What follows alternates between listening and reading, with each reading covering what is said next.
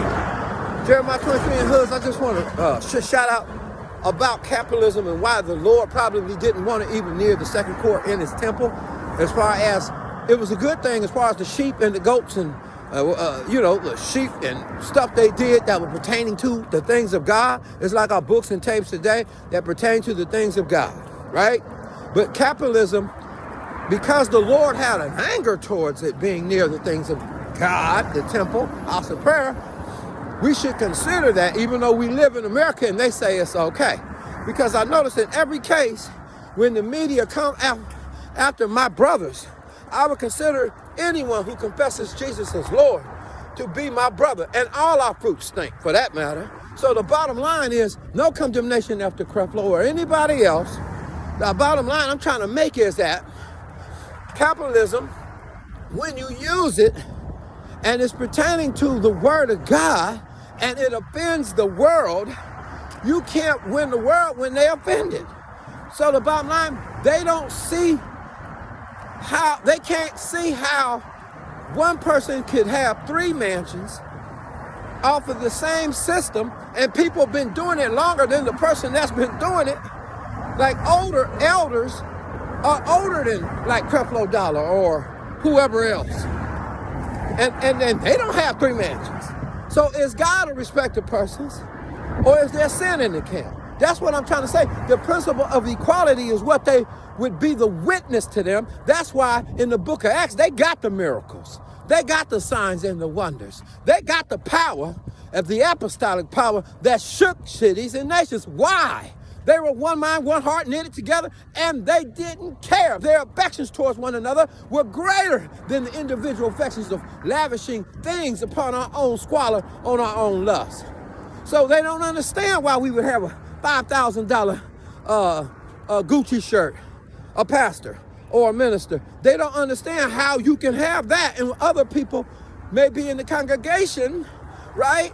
And they're about to be evicted. They don't understand. It don't equal kingdom. They know kingdom can't look like this, right? All these people do is, I got something, you want to buy it? Yep. And you can get it if you got the money. That's another thing. They can't get the word. I went into a church down in Sacktown, down in Oak Park, big church. Y'all know probably what church. And the bottom line was, man, the CD was $15. Now, how you gonna sell $15 in a very poor neighborhood? How can you do that? Well, if I don't have $15, the devil's gonna come. This is capitalism.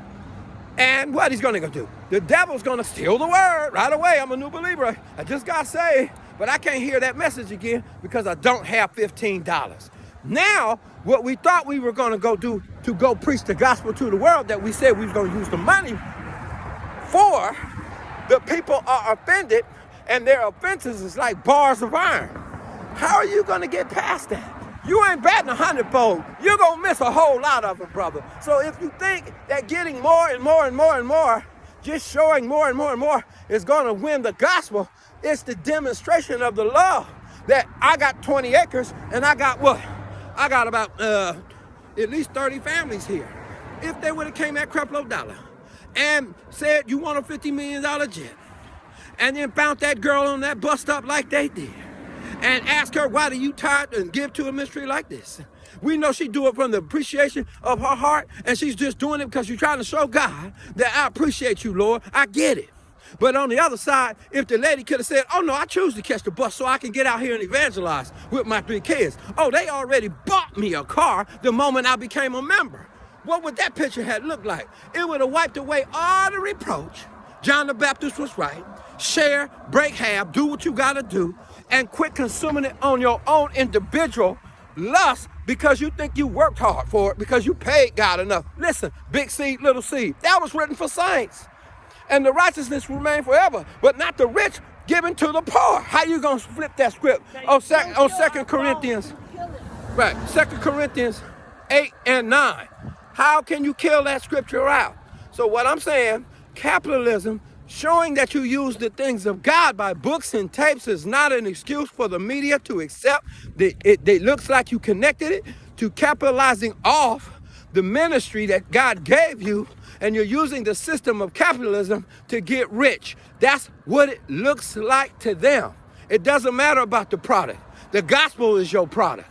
Come on, man. He said, come out the world. That's the world's way of thinking. We got to think higher. All right, God bless you. Project Restoration, Jeremiah 23. And hoods, freely we receive. Freely give is the tactic if you really seriously want to win the loss. God bless you.